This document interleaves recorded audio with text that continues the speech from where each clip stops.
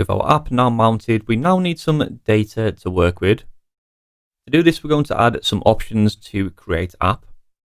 Inside of here, we're going to pass in an object, and this object is going to be where we're going to be working from now on. The first option, which is going to go in this object, is the data property, which, as it sounds, is used to hold our application's data, which is sometimes referred to as state. Data is a function which is going to return an object, and this is going to contain all of our data properties, which you can think of as a place to store the information our application needs, just like we would do with variables. If you've used Vue2 in the past, the data property could either be declared as a function like this, or also an object, but for Vue 3 it must now always be declared as a function. Back over to our index.html. Remember that we have a Vue app mounted to both the header section and also the blog section just below, which means that we can now use Vue.js to control any of the data inside of these two sections. Currently we are working inside of the header section, meaning we can output our data properties inside of this header section.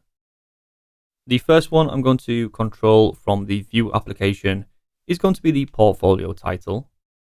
So if we cut our name outside here, and then we can store this inside of a property called name. This will be a string, so add this inside of the quotations. And now instead of having this name as hard-coded HTML, we can now use this data property called name. To output this anywhere inside of our header section, we can use the double curly braces and then access our name property. Let's go over to the browser and check this is still working. Since this is linked or mounted to our header section, this name value cannot be used anywhere outside of this.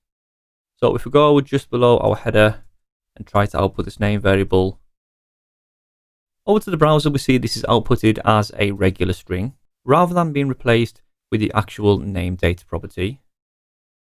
The benefit of declaring our data inside of the data section rather than hard-coded HTML is that the data is reactive, meaning that if any of the values inside of here were to change, all of the HTML sections which use this data would then be updated instantly.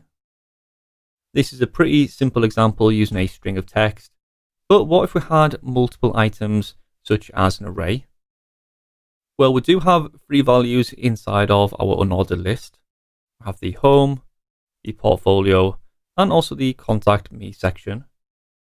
Back over to the script, we can now see how this would look as a data property. The second value separated by a comma is going to be links, and we can set this up as an array. The first one is going to be home, the second link was portfolio, and the third one of contact me. Since this is an array containing multiple values, we do have some options of how we can output this. The most basic option is to output this directly as a data property. So we could output the name of links, and this would be directly output just like a string. However, this is unlikely to be what we want, so instead we could access each one of these links individually. Just like a regular array, we could use the double curly braces, access our links, and then access each individual link by the index number. So the first value inside of an array is 0, the second one is position 1, and the third one of contact me is going to be links 2. Again, this will work perfectly fine, but it is a long way of doing things if we have lots of array items. A more efficient way of dealing with list items like this is to use a for loop. So up to our unordered list, we can use a v-for loop,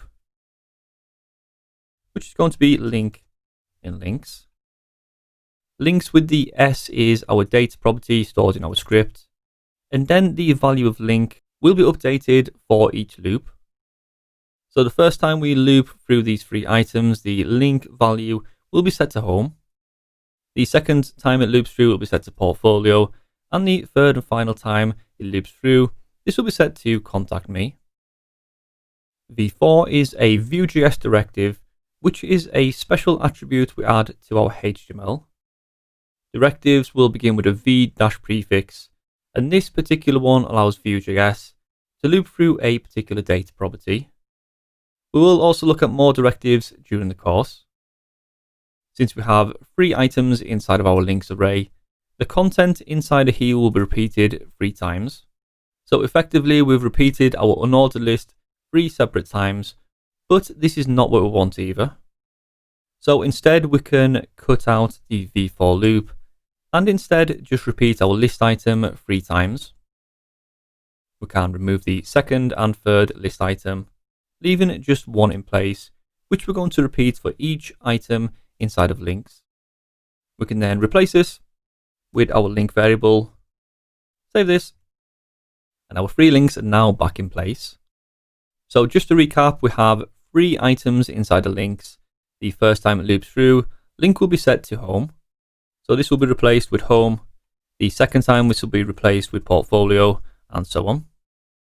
Data properties can also be other data types too, such as booleans and also numbers. And also objects too, which we're going to discover next.